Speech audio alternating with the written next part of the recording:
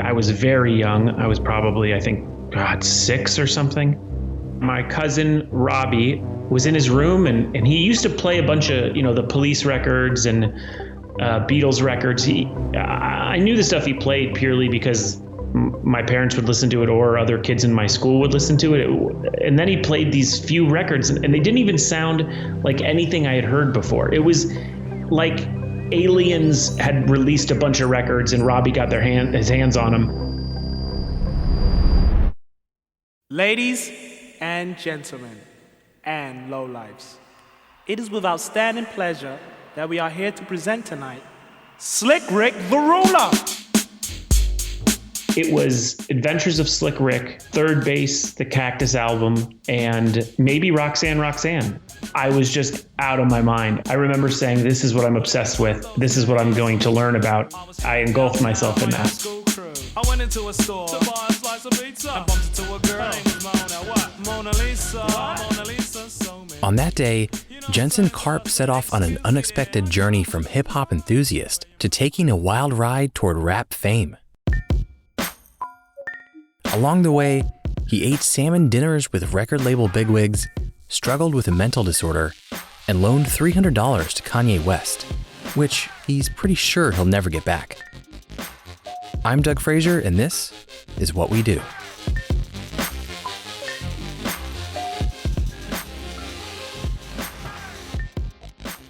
By the early 1980s, rap had tapped into mainstream culture. The Sugar Hill Gang and Curtis Blow became household names. Aerosmith collaborated with Run DMC. Blondie even rapped in her song Rapture. This new music was everywhere. The new sound of the 80s. Suddenly you hear it everywhere. Rap music. It's all beat and all talk. It tells you a story and makes you want to dance. Steve Fox examines an overnight phenomenon, rapping to the beat. You couldn't have told me it wasn't the coolest music in the world. I did Run DMC's You Be Illin'. I did it for my 3rd grade talent show. And that was when I was just like, I was a hip hop, fiend. And no one else in my school really was, other than maybe Bust a Move or something was kind of starting to bubble a year or two later. And I was so into it and so committed. My mom says a bunch of people, including a teacher, walked up to her and they were like, what is this? What music is this? Like, people in the suburbs didn't even know what it was yet. And I was sort of that Marty McFly, your kids will like it thing.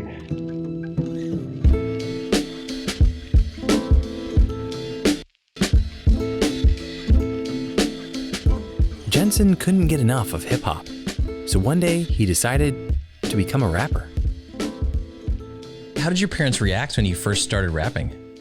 They were super into it. My mom, both of them were very supportive. My mom was a performer herself. She was a background singer in sort of the doo-wop era, and she had aspirations to become a singer that didn't come together for her. So I think that she saw it as, this is my son, a bit of the legacy of her music love. And she recognized a lot of the samples in the records too, which was helpful. She was always really loose on the parental advisory stickers, so I can listen to everything because there weren't clean versions yet.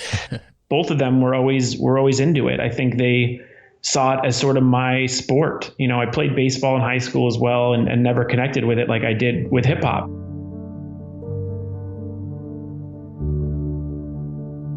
If you're wondering where a Jewish kid from the suburbs gets discovered and thrust into the rap game, look no further than a bar mitzvah. Jensen was in 6th grade at the time. The DJ at the party saw him rapping at his table and approached him. He's like, if I give you the microphone, will you rap it? And I was like, sure.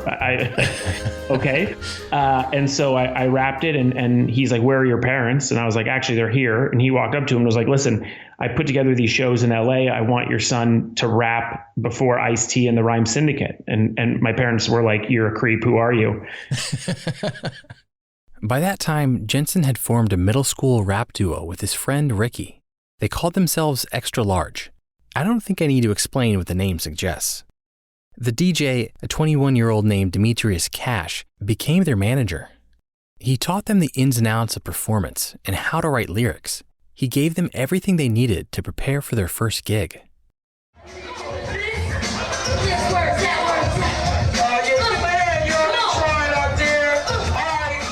Extra Large took the stage to open for Ice-T's Rhyme Syndicate. Ice-T, this one's for you.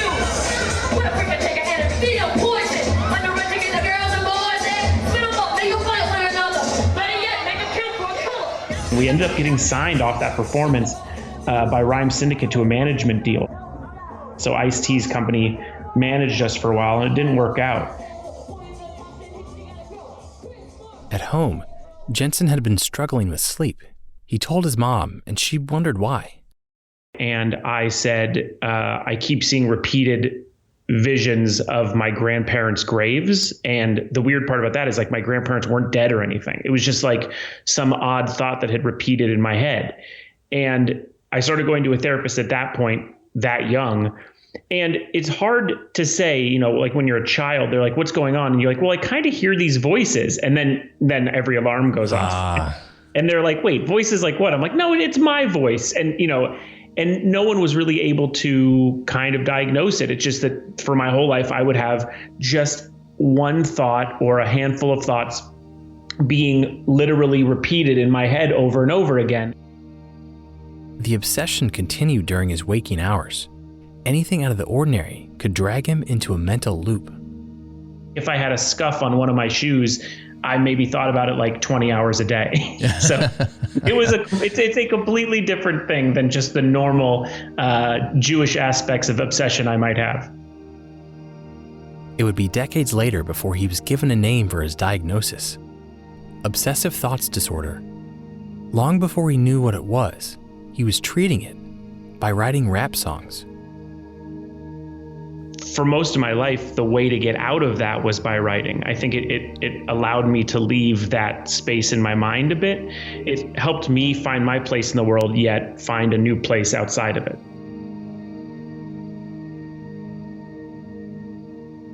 So what happened with the Ice-T company? Why didn't that work out? Well, a guy named Donald D, who only hip-hop purists will know, he was a great rapper at the time. He was really our point man, and we would go over there a bunch and record, and my mom would drive me there and sit in the room, and we'd listen to us rap. And then one time, my mom finally let me be alone there, and she's like, I'm going to go get us food, and went and picked up In-N-Out Burger. And while she was gone, one of them showed me a gun, and the other one taught me how to put on a condom on a banana. The only time my mom ever left me alone there. But it was very fun. I had a good time. But basically what happened is the LA riots happened, and Ice-T was super vocal about it. And I think their vision of us was not what even at that age, was not what I wanted. They had us go do these promo pictures in the rubble of the riots. And I'm holding like a bat, and they had me just look really tough and scary and weird. And it just felt like I was going in the wrong direction. And, you know, it was always kind of startling to see a kid who looked like he'd, you know, fit better on Mickey Mouse Club, you know, rapping.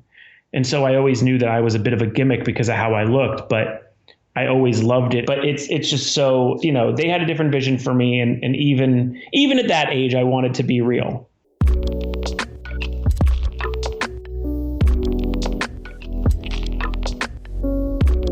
Years passed. Jensen's love for hip-hop grew, but he hadn't had a public performance since he was a kid. A radio station in LA hosted a roll call freestyle competition where listeners call in and rap. He decided to give it a shot.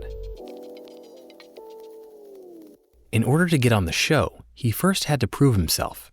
The person who picked up the phone told him to rap. So he spit a few lines off the top of his head. The guy on the other line liked it. Jensen was in. "What's your name?" the guy asked. Jensen stalled. He hadn't thought of a rap name, so he made one up on the spot. "Hot Karl," he said, and was put on hold.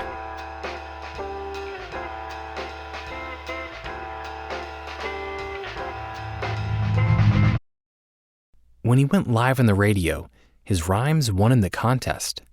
So the next day, he called in again to defend his crown, and won again. And again.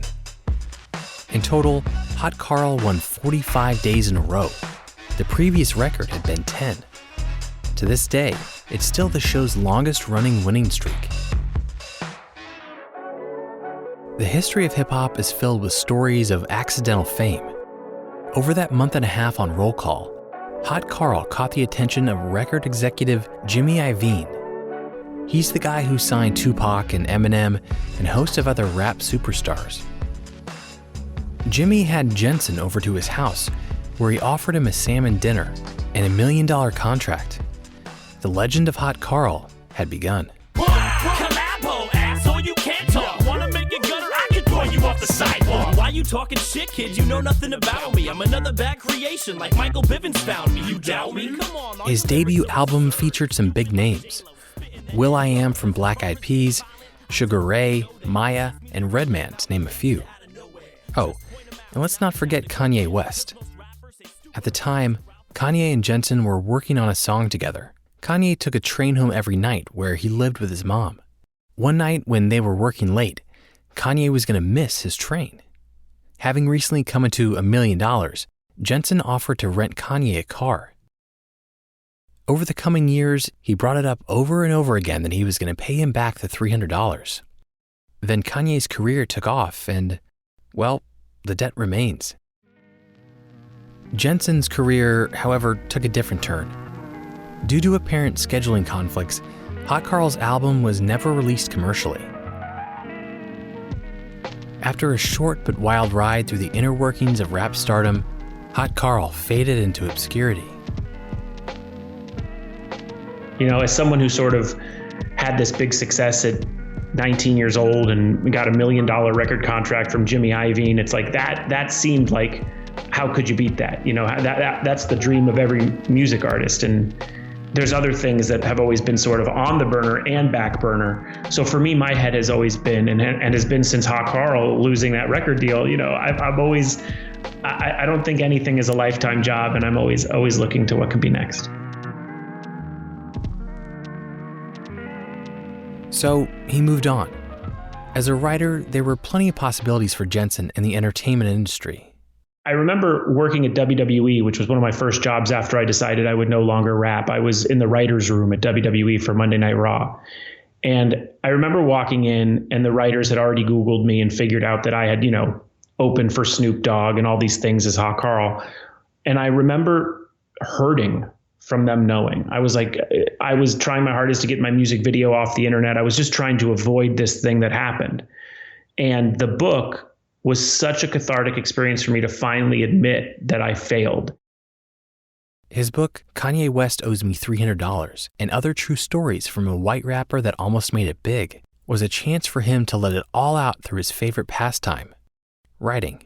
I wasn't raised with money. My dad worked as hard as he could, you know, to supply everything that I wanted, and he did. And I never knew that, you know, we didn't have the money sometimes. I didn't know that at all. And, you know, he would work 5 days a week at this car dealership here in the Valley, and then work weekends. He would go sell sweaters that he was able to get at a low wholesale price at a swap meet in Saugus. He would drive all the way out to Saugus on weekends, get there at 5:30 in the morning. And I think, even though he never said it word for word, I think the thing that I've taken in advice from my dad is there is no cap as to what you need to do or what you can do. Jensen has since written and produced for Funny or Die, the Grammys, MTV, Comedy Central, Rolling Stone, VH1, and the ESPYs. He's the executive producer, writer, and coach for TBS's Drop the Mic, where celebrities face off in a rap battle royale. I feel like I hit a dead end as Hot Karl, but I look at it now as just an opportunity to make a U-turn. That's where all of these ideas come from, which is like, well, what can be next? As for Kanye owes you $300. Are you ever going to get it back? I will not. There is no way I'll get the money. There's a update to this that I put in the paperback.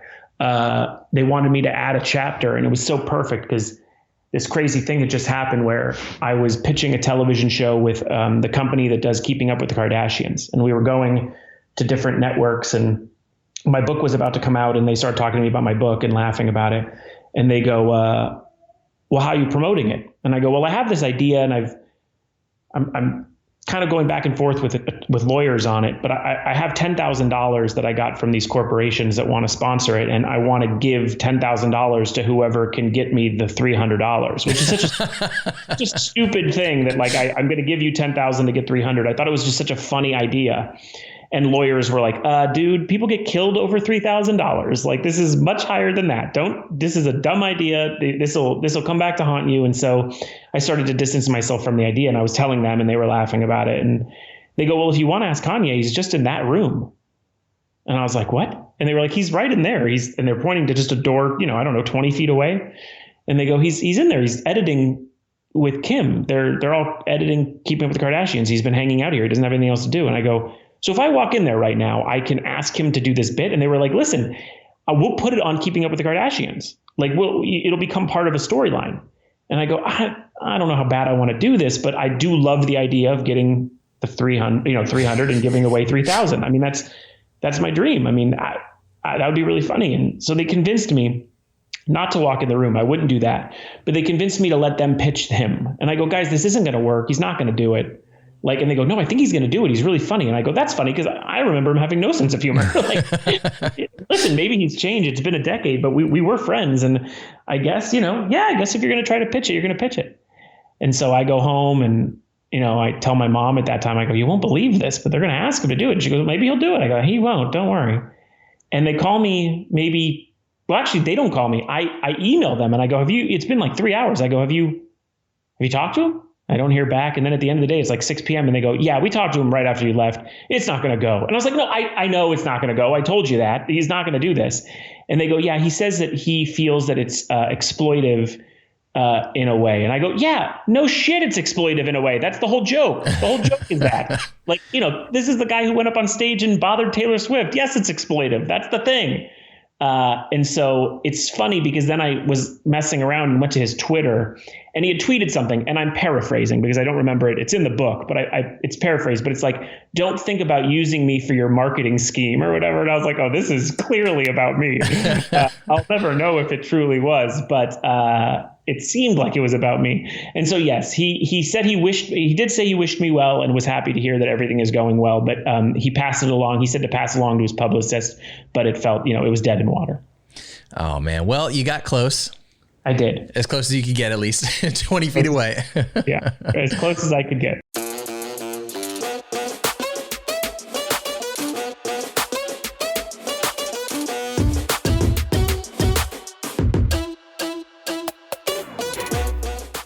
Hey guys, thanks so much for listening. Would you mind leaving a rating and review for the show? It only takes a moment and it's a huge help. And be sure to subscribe so you don't miss any new episodes. Until next time, stay curious. What We Do is produced by me, Doug Frazier, for WHRO Public Media.